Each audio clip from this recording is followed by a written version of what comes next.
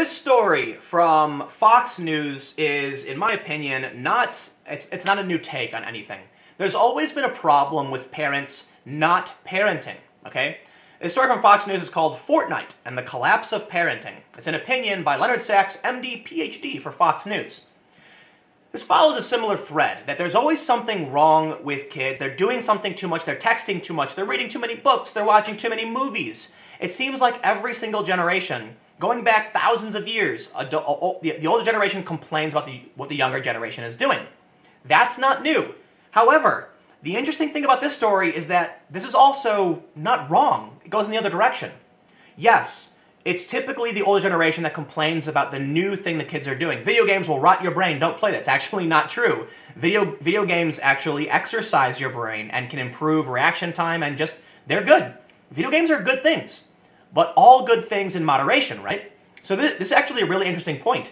The collapse of parenting. Well, a bit hyperbolic. He brings up a good point about parents who don't pay attention to what their kids do and are setting them up for failure. Listen, playing Fortnite and other video games is certainly fun, but doing nothing but gaming is bad, right? To an extent, right? You know, life is what you make of it. If that's what you can do, and you can support yourself, and you're healthy and maintaining your body, like, do whatever you want, right? I know some people who are completely overweight who've tweeted about how they don't care, and I'm like, all right, that's America. Hey, you're free to be overweight and play video games all day by all means, but you got to accept some responsibility, and this is where parenting comes in. Let's read this story.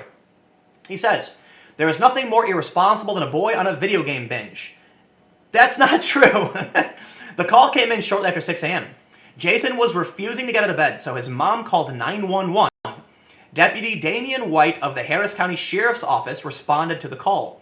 "Are you serious?" I later asked Mr. White. "You responded to a 911 call about a boy who wouldn't get out of bed." Seriously. He says, "It's our policy to respond to every 911 call regardless," Mr. White told me. Deputy White arrived at the home and went to the boy's bedroom. He told the boy to get up, get dressed, and go to school. The boy refused. He said that he had been playing his video game until 3 a.m. He was tired, not going to school today, he mumbled. "Son, I'm not asking you to go to school," Deputy White said. "I'm telling you. Now quit wasting my time, get out of bed, and get dressed." The boy obeyed, and Deputy White drove the boy to school. Deputy White didn't need to arrest the boy or fine him or give him a spanking or any of that nonsense. He just needed to be masculine, right? Traditional masculinity. Sheriff shows up and says, "You gotta be kidding me. Get out of bed, go to school, get off your ass, and stop wasting time." I think it's funny that the issue is the video game. That he brings this story into a story about Fortnite, as if Fortnite is the problem. No, the issue is it's bad parenting, which the story basically brings up. But it's not unique to Fortnite. If the kid was up all night in a chat room, if he was up all night talking to a girl on the phone, you just gotta tell him to get up and go to school and be responsible. Plain and simple. This is an issue of a mother not being able to control her son. And it's also a really good example of why a mother and a father are really good for raising a child. Now, I don't know enough about, I don't want to get into the issue of same-sex parents or anything because I don't know enough about that. My understanding is that for the most part, research shows it's actually fine. But the point is, two parents, right, being able to balance each other, good cop, bad cop, that kind of thing, seems like it makes sense. He said, "When I speak to parents groups about kids who are addicted to Fortnite and other games, I tell them that it is parents' job to limit, govern, and guide the kids' use of video games, to help their kids develop good habits instead of bad habits. One response I often hear from parents is, 'Shouldn't I give my son the freedom to make mistakes? It's not like he's going to be driving while intoxicated, it's just a video game. I think good parenting means letting kids decide.'" Well, that's not wrong either. You don't want to be a bulldozer parent. But the point is, you're supposed to be a parent, right? If a kid is walking, and he stumbles and falls, and he hits his knee and it's crying, you say, "Hey, it happens. Get up, start walking again. It's not the end of the world," right? But if a kid is walking and a car is speeding towards them, you pick your kid up and you move him out of the way and say, "Dear God, I just saved my son's life." It's not about one or the other. It's about nuance and understanding what it takes to be a good parent. You don't want to bulldoze every obstacle out front of them, like they mentioned that, but you don't want to let your kids sit up all day for 12 hours plus playing video games. They've got to do other things. If they're getting good at the game, it's their hobby, yeah, keep playing it, for sure. You can be a pro, man. You can start streaming. Here's what I would do. If I had a kid who played Fortnite nonstop, I'd be like, you can only play Fortnite if you stream and you set up a business, okay? I want to see you filing your taxes. Obviously, you help them file their taxes. I want to see you setting up merchant accounts, PayPal, whatever you need to run your business. I want to see graphic design, because those responsibilities come along with making this sustainable. That's what I would do, you know? And then maybe the kid would be like, I don't want to do that. And I'll be like, well, you have to, because otherwise you're not utilizing your talents. That's what a parent should do. My son, my daughter, they're interested in something. How can I maximize their potential and get them to keep doing it? Getting a kid to be interested in something, it can be tough, right? I have friends who bounced around and did random nonsense, and now they're good at nothing. A parent, if you find that your kid is passionate about video games, then teach them how to make it sustainable and to be pro. That's what you're there for. And if they're not sleeping, eating, or drinking, you need to make sure they're not suffering from some kind of extreme addiction, because some people have actually died from not drinking water, playing video games too much. Does good parenting mean letting kids decide? Sometimes yes, sometimes no. See? If your kid is invited to 2 different parties this Saturday, it's reasonable to let your kid decide which party to attend. But if your 12-year-old wants to drink a vodka tonic or 2 just to see what it feels like, that's not such a great idea. Alcohol is toxic and can be addictive. The younger the child, the greater the risks. For 12-year-olds, the risks of drinking alcohol clearly outweigh the benefits. You tell your kid, no vodka tonics for you. I basically made the same point. Is playing Fortnite more like being invited to a party or drinking vodka? There is growing evidence that online video games can be addictive. Fortnite may be the most addictive of them all. It is currently the most popular video game in the world with more than 200 million active users. If you've never played Fortnite, here's the way to understand the game.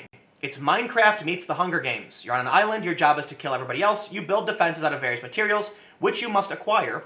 You have to find weapons and ammunition for those weapons and use those weapons skillfully. And then he says there will be 1 victor. Each game has 100. I don't need to describe Fortnite to you.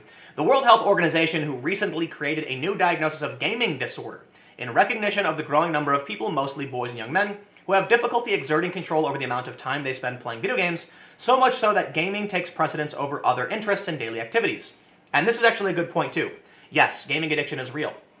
They say that you become an alcoholic when drinking alcohol interrupts your daily life. And that's true for video games. You can't only play video games. You gotta feed yourself. You gotta have a job. You gotta figure out how to maximize your potential. And that's why, and going back to my main point about parents, this is why if you can find a way that your kid or your friend or whoever can monetize playing that game, well then you've put them on a path for success. Because there's nothing greater than doing what you love every day and getting paid to do it, right? In a recent survey of American teens, 27% of teens admitted playing Fortnite in the classroom. That proportion is likely higher for boys than girls. Boys and young men playing Fortnite outnumber girls and young women roughly 2 to 1. Among devoted gamers, those playing more than 20 hours a week, the boy-to-girl ratio is even higher. And this is where it's another important thing to point out, is that games are being engineered to be addicting, right? People really enjoy that dopamine release, that feeling that, you've succeeded, you've accomplished a goal. For me, I got it from skateboarding. Skateboarding was fun. It was physical activity, gets you in shape. There's risks. I broke my hand once, wasn't my fault, someone hit me. But every time you land a trick, right in the brain, and it feels amazing, but it's hard work. There's risks involved that have actual ramifications. You could break your leg, you could break your hand, you probably won't, but you learn as you progress, you get better and better. Every time you land that trick, you get that dopamine release. But the next time you land the trick, it's less, because you've done it, you've conquered that before. And there's almost always something new to do in skateboarding because it's so complicated. There's probably millions of tricks. And even if you master one set of tricks, maybe you're the best at grinding, which is jumping up on your board, and then the board, on a part of the board, you slide across a rail or something. Maybe you mastered that. But there's so much other stuff you can do. So every day, when I would skate, and I still do, it's snowing out now, but I'm, looking to build a ramp. Every day, I always make sure I do something I've never done before, because it feels incredible. It's like the greatest feeling in the world. Video games know this is how people think. This is how the brain works. And so they try to get this, this trigger in your brain, and that's how it forms an addiction. That can be really dangerous. That can be bad. One thing that I think is really important for video games is that they have some kind of structure where there's got to be rules. It can't be an overt addiction machine like some games have become. Like mobile games are the worst. It should actually be something that requires a skill, develops a skill, and then you can prove that skill works better than others. Like you can accomplish something and actually challenge yourself. But let's see what he says. It says, Carol Ann Eastman was teaching freshman English in Summerville, South Carolina. 14-year-old boy was playing Fortnite on his phone. She asked him to put the phone away. He said, hold on, I'm right in the middle of a kill. Are you kidding me?